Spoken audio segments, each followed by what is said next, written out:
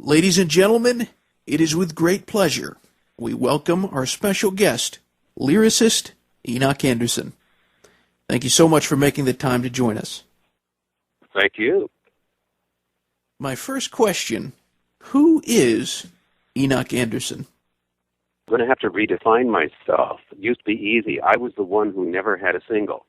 Of all the people Barry worked with, I was the one who had never had a song released as a single. And I remember once a fan actually came up to me, a fan of Barry's, and said, I know who you are. You're the one who never had a single. And so I'm going to have to redefine that because now there's a single out. Well, that's right. There's a new album out full of songs co-written by our special guest, Enoch Anderson. It's Barry Manilow's album, 15 Minutes, on Barry's own independent label, Stiletto. So we're going to go back a little bit. What was life like growing up for you? I grew up in a small mining town in northern Canada. Rural references of other people my age, no Sesame Street or no Mickey Mouse Club. So a little bit different in that way, perhaps. And what kind of music did you hear around the house? My sister and brother were teenagers, so I was hearing popular music at the time through the radio. I don't know if there's anybody out there who knows what 78s were. You know, the old records, and they were old vaudeville routines and music. There are some Broadway show albums with hits my brother and sister had. And so it was a real mixture of stuff. It was like a crash course in a century of popular music almost. Can you remember examples of early writing that you did? Not necessarily just lyric writing, but just any kind of creative writing. Yeah, I used to make up stories, try to get an adult to write them down for me before I understood how to write. And when I could write, I would make little books and assemble them and bind them together with string. I had to write and illustrate them, and they were all about dogs because I couldn't draw human ears. Tell us about the first song you ever wrote, if you can remember it. It was when I was in high school.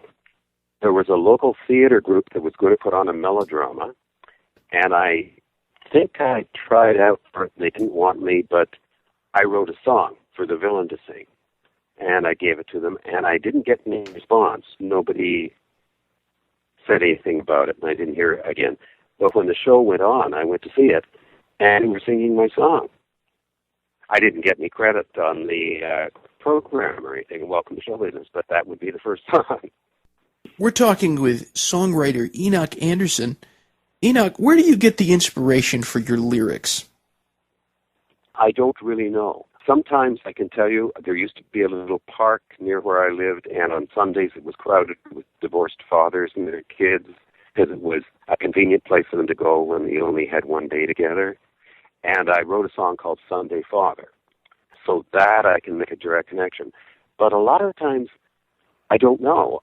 I've told the story, I was going to bed very tired one night, and suddenly in my imagination there was this young housewife who was very unhappy with her situation.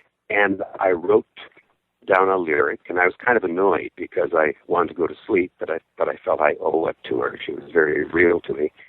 And that was the song Sandra. I called it Sandra because I thought I don't know anybody called Sandra, so nobody can say I wrote it about her. But so many of the married women I knew thought I had. So I had no idea where that came from. Sometimes ideas just float in. What lyricists or songwriters have influenced you the most? There's so many I've liked, and if I try to name them, then I'm going to be upset later because I will miss some. Of course, the older ones. Leonard Cohen, Paul Simon, so many. Barry Manilow has made a lot of records lately of other artists' material. But in his own right, as we know, he's really an incredible songwriter, and I wish he did more original albums. But I was going to talk about the album Here at the Mayflower. It's a great album, and it features a number of songs you co-wrote with Mr. Manilow. How did your songs come to be found on the album? He told me about the idea, I remember, this huge apartment building in Brooklyn where a lot of people live, and it was based on where he actually grew up. I wrote a song called Do You Know Who's Living Next Door? As far as I'm concerned, a number of us wrote on the album, and I don't know what the others' experiences were, but as far as I'm concerned, I think for the other songs of mine he used, they were things he had, and he just saw ways that would fit in. In that case, he didn't say, I need to write something for the elevator guy to sing, or something like that. So what do you think of the album Here at the Mayflower? Oh, I like it very much because it showcases his creativity. He would be right along with you. He'd like to do more original material. And was not a surefire thing. It was telling stories as human experience. It wasn't just trying to churn out formula singles. And I like that as a project that meant a lot to him. Now, you just mentioned, you said that you think that Barry Manilow would concur and probably would like to do more original stuff. Without speaking for Barry Manilow, why do you suppose it is that he's done less of his original music? I think everyone is trying to adjust to the changing realities of the music business. In just the last few years, it's changed so much. People often don't buy albums anymore. They download tracks. I think that he had something that was working very well for him for several years, releasing these collections of familiar songs. Do you have a favorite song of yours from that album, Here at the Mayflower? I guess I would say the song Boring, because it was something very different for me. Usually I write a lyric, send him the finished lyric, and he sets it to music. And this time it was the other way around. He sent me a melody, and he said, see if you can go to it. And it was this very evocative, haunting melody, and he didn't tell me anything about what he wanted it to be about. And so I had to see what it did for me. It made me feel as if I were on a train at night and I didn't know where I was going, and I went with that. And then I forgot about it. Over the years, I was in Vegas seeing a show, and he did the song, which he had never done in concert before. He just did it, I guess. And I liked it so much, and I thought I'd forgotten that. It's got such a beautiful melody, and it's so haunting in a way. So that would be my standout right now. We're talking with lyricist Enoch Anderson. Here we are in 2011, and it's 10 years after Barry Manilow's last album of original songs. He has a new album of original songs, and today, the day we're recording this interview, 15 Minutes has been released, and you co-wrote the songs on the album. So tell us, how did the idea for this album, 15 Minutes, come to be? It was Barry's idea. The stories all around us, there's tabloid TV shows, magazines at the checkout counter, and over you see somebody becoming a sudden celebrity, and it seems you're going to be hearing of a relationship falling apart for the person. There's going to be rumors of substance abuse. There's going to be professional problems. It's a road that seems to make the same turns almost no matter who the person is. The modern media tolerates all that, and he'd like to do a story album based on it. And I was trying to show that I knew what he meant. And I said, I've got a title for you, 15 Minutes, thinking of the Andy Warhol quote. And he liked that, so we were off. That's how it all got rolling. Very, very interesting. So how did you and Barry Manilow begin the undertaking of the writing of these songs? I started working on a song called 15 Minutes. I sent that to him, and which is the first song on the album.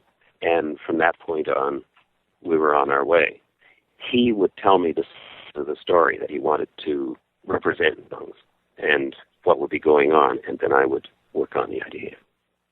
What were some of the initial concepts that you had? What were some of the ideas that you had when he told you about the album, other than the title? Well, I was struck by the fact that it wasn't going to be making fun of celebrities who crashed and burned. It wasn't going to be sensational, going for dirt. It wasn't going to be superior and wise and giving them advice or something. It was compassionate. It was a take on the human experience from inside the head of somebody going through it. And people become spectacle to the public, but they're people, and usually very talented, to find themselves hitting these skids that everybody seems to hit. So I thought there was a human angle to it that gave another facet to what we're seeing on the supermarket tabloids every day. What is it like working with Barry Manilow? It's really better than I can tell you. It'll sound as if I'm trying to be very politically correct by saying nice things, but it's a treat. We get along. Now, we work apart. I usually am in Los Angeles, and I write a lyric, and I email it to him, and wherever he is, he sets it to music, and he emails a melody back to me. So we're not hunched over a piano in the same room. We get along. We're both articulate, so we can express what we mean. It's just very creative and productive. There's one funny story I'll tell you. Last year, we were in the studio working on 15 Minutes album, and there was something that needed rewriting.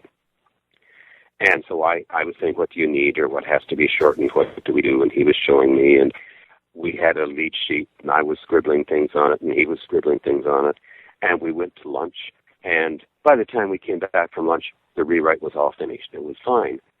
And I thought, wow, we can even work together when we are together. That almost never happens. So today the album has been released, 15 Minutes by Barry Manilow. What do you think about the album? I think it's exciting. Whether people like it or not, it is the story we wanted to tell. Nothing was changed behind our backs. Nothing was forced on us.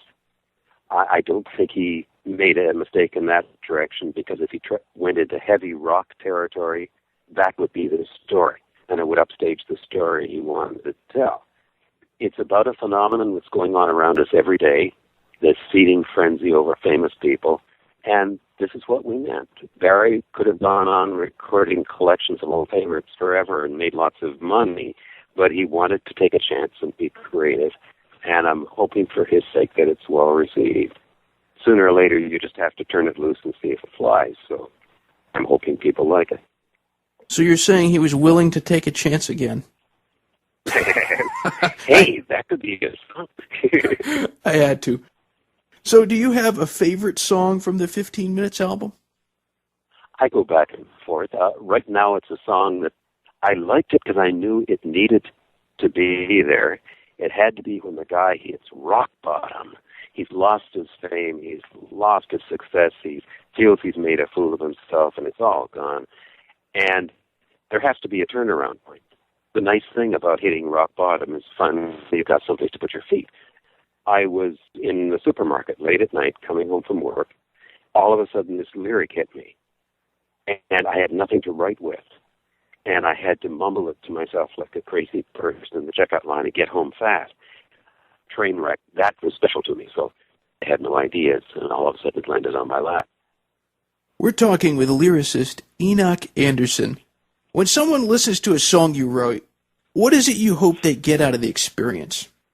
I hope they recognize something that feels authentic to them.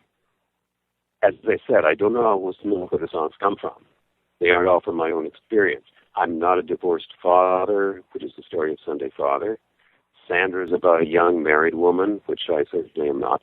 So if a divorced dad or a housewife says to me that, yeah, that's how I felt, yeah, that was it, I identified with that, then I'm pleased.